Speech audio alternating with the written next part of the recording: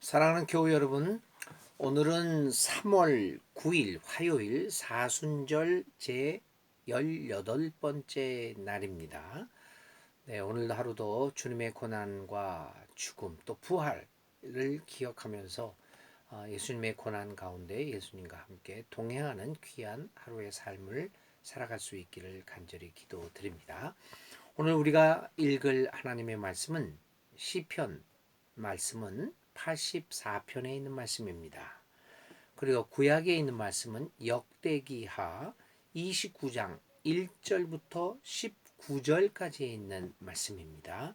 그리고 신약에 와서는 서신서 히브리서 9장 23절부터 28절까지에 있는 말씀이 오늘 우리에게 주어진 하루의 3월 9일 화요일 우리의 성서 일가입니다. 다시 한번 말씀드립니다. 시편 84편, 역대하 29장 1절부터 19절, 그리고 오늘 우리가 생각할 히브리서 9장 23절부터 28절까지에 있는 말씀입니다. 오늘 하루를 지나면서 꼭 이 말씀을 읽어보시고 하나님의 은혜 가운데서 행복하고 건강한 하루가 되시기를 간절히 기도드립니다. 우리 기도하겠습니다. 하나님 아버지 감사합니다. 오늘 3월 9일 주님의 고난을 기억하고 성찰하고 생각하는 사순절 18번째 날입니다. 오늘 하루도 주님의 말씀으로 이 아침을 시작하오니 주여 우리와 함께하여 주심을 감사드립니다. 오늘도 주님과 함께 동행하며 하나님의 사람으로 살아가는 귀한 하루가 되게 하여 주옵소서. 예수님의 이름으로 감사하며 간절히 기도를 드립니다. 아멘. 네, 오늘 우리가 묵상할 말씀은 신약의 히브리서 9장 23절부터 28절까지 있는 말씀입니다. 제가 히브리서 9장 23절부터 28절까지 있는 말씀을 세 번역으로 제가 읽도록 하겠습니다. 23절부터입니다. 그러므로 하늘에 있는 것들의 모형물은 이런 여러 의식으로 깨끗해져야 할 필요가 있지만 하늘에 있는 것들은 이보다 나은 희생 제물로 깨끗해져야 합니다. 그리스도께서는 참 성소의 모형에 지나지 않는 손으로 만든 성소에 들어가신 것이 아니라 바로 하늘 성소 그 자체에 들어가셨습니다. 이제 그는 우리를 위하여 하나님 앞에 나타나셨습니다. 대제사장은 해마다 짐승의 피를 가지고 성소에 들어가지만 그리스도께서는 그 몸을 여러 번 바치실 필요가 없습니다. 그리스도께서 그 몸을 여러 번 바치셔야 하였다면 그는 창세 이래로 여러 번 고난을 받아야 하셨을 것입니다.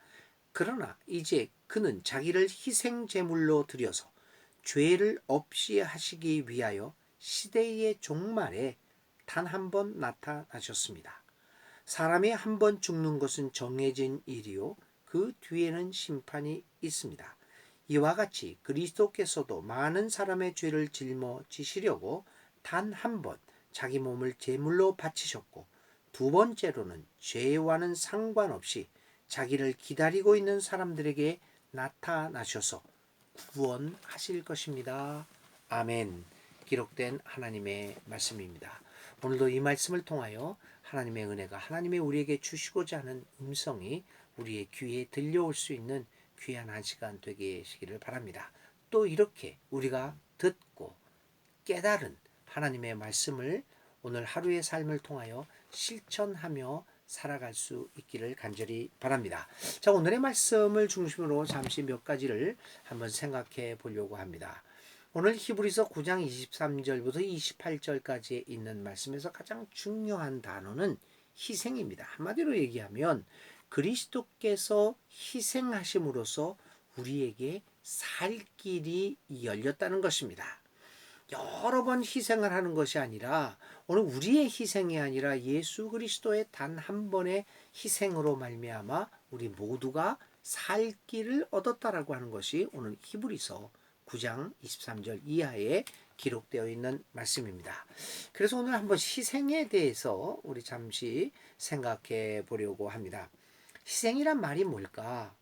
희생이란 말은 본디 구약에서는 제사에서 살아있는 제물, 짐승들을 바치는 것 또는 그렇게 바쳐진 제물을 의미하였습니다. 사람들은 창조 세계의 그 피조물의 생명 모두가 큰 의미가 있는 것으로 생각했습니다. 구약의 사람들에게, 하나님을 믿는 사람들에게 어떤 생명도 의미가 없는 생명은 없습니다. 모든 생명은 같은 무게를 가지고 있다고 하는 것입니다. 그런데 여기서 이제 희생은, 그러면 희생은 이 어떤 의미를 가지고 있을까? 구약에서나 또 일반적으로 종교에서 희생은 이렇게 같은 무게를 가지고 있는 다른 생명의 살림을 위하여 자기 자신을 희생하는, 자기 자신을 드리는 것을 의미했습니다. 저는 이제 멕시코나 이 라틴 아메리카에서 오랜 세월을 살았어요. 이 라틴 아메리카의 그 백인들이 가서 그 땅을 정복하기 이전에는 거기에 원주민들이 있었습니다. 이쪽 동아시아에서 건너간 것으로 추정되는 사람들이 10,000년 전부터 그곳에서 살고 있었습니다. 그래서 그 사람들의 유적지가 굉장히 많이 있습니다. 그래서 뭐 멕시코에 살 때도 그랬고 파라과이, 아르헨티나 살 때도 그 땅에 만여 년 전에 살았던 이 인디오들이라고 소위 그러죠. 그 원주민들의 삶의 터전들을 많이 그 폐허가 되었지만 그 역사 유적지를 많이 방문하게 됩니다. 그런데 그 유적지에 가게 되면은 뭐가 있느냐면요. 거기에는 반드시 종교 제단이 있습니다. 그들은 해와 달신을 섬겼습니다. 그래서 이제 그 해신과 달신에게 바쳐지는 그 제물을 바치는 제단들이 많이 있습니다. 특히 멕시코에 있을 때는 정말 많이 가봤습니다. 아즈테크 문명, 그리고 뭐 페루에는 마야, 잉카 문명, 이런 문명들을 많이 그 유적지를 가보았는데요. 처음에 이제 가보았는데 그 제단에 제물을 바치는 그런 모습들을 이제 보게 됩니다. 그 역사를 보게 됩니다. 그래서 어린 처녀를 생으로 잡아서 바칩니다. 심장을 꺼내고 그것을 그 자신들이 믿는 신에게 바칩니다. 저는 처음에 그것을 보면서 야, 이렇게 잔인한 종교가 있을까? 어떻게 저렇게 사람을 잡아다가 생사람을 잡아다가 저렇게 신에게 바칠 수 있을까? 이런 아주 안 좋은 생각을 많이 했습니다. 그런데 그러면 정작 그 희생 제물로 바쳐지는 처녀라든지 어린 소녀라든지 어떤 사람들은 굉장히 슬픔 속에서 죽어갔겠지 않았나. 그 안에 많은 한을 품고 죽어갔을 것이다. 이런 생각을 하고 참 인간들이 잔인하다. 이런 생각을 했습니다. 그런데 역사를 뒤져보니까 그 전통과 그 문화를 조금 더 연구해보고 또 이야기를 좀 더 깊게 들어보니까 그 재단에 바쳐지는 아가씨들, 그러니까 젊은 여자들과 또 어떤 사람들, 그 제물로 바쳐지는 그 인간들, 그 사람들이 자랑스럽게 죽어갔다고 합니다. 어떤 한을 품고 죽어가지를 않고 그 뭐라고 할까 기꺼이 그 제물이 되어서 사라졌다고 합니다. 이게 어떻게 된 일일까? 놀라운 사실을 하나 발견했습니다. 이 제물로 바쳐지는 그 인간, 그 사람은 자기가 바쳐짐으로써 자기의 동족들, 자기의 부족들의 생명이 살아날 수 있다라고 하는 그것에 자부심을 느끼고 기꺼이 드림의 제물로 바쳐졌다고 합니다. 여러분, 그런 의미에서 고대의 그리고 구약 시대의 이 희생이라고 하는 단어는 고귀한 단어로 받아들여져 왔습니다. 다른 사람들의 생명을 위하여, 그 사람들의 안녕과 행복을 위하여 기꺼이 자신의 몸을 불사르는 것, 자신의 생명을 바치는 것을 희생이라고 했습니다.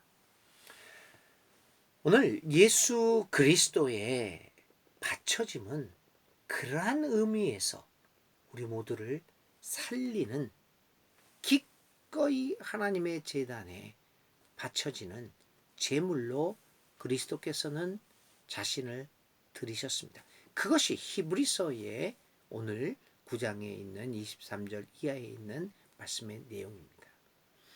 예수 그리스도의 희생은 강압적이고 그러한 어쩔 수 없는 희생이라는 것보다도 히브리서의 해석에 의하면 다른 사람들의, 우리들의 생명을 살리기 위하여 기꺼이 단 한 번의 제사로 그 희생을 바치셨다는, 자신의 몸을 바치셨다고 하는 것입니다. 그런데 여러분, 오늘의 시대에서 그러한 고귀한 의미를 가지고 있었던 그 희생이라는 단어가 오늘 우리들에게는 어떤 의미로 받아들여지고 있습니까? 예수 그리스도는 기꺼이 자신의 몸을 들여서 인류의 생명을 위하여 죽으셨습니다. 고난을 받으셨습니다.